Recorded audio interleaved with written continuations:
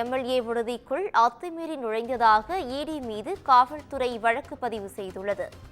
சட்டமன்ற செயலாளர் அளித்த புகாரின் பேரில் அமலாக்கத்துறையினர் மீது காவல்துறை வழக்கு பதிவு செய்துள்ளது.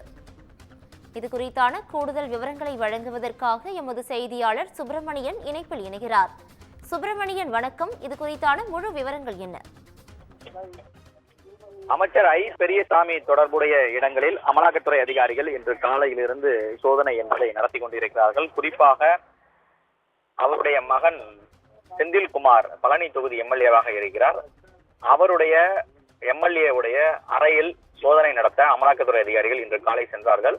ஆனால் அந்த அறையுடைய சாவி இல்லாததால் அமலாக்கத்துறை அதிகாரிகள் நீண்ட நேரமாக காத்திருந்தனர். இந்த நிலையில் அந்த அறையை பூட்டை உடைத்து அமலாக்கத்துறை அதிகாரிகள் சோதனை மேற்கொண்டு வருகிறார்கள்.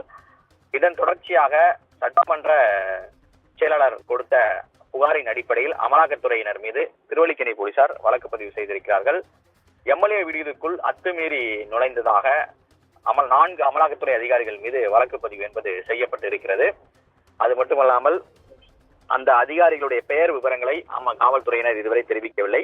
4 பேர் மீது வழக்கு பதிவு செய்யப்பட்டிருப்பதாக தெரிவிக்கப்பட்டிருக்கிறது.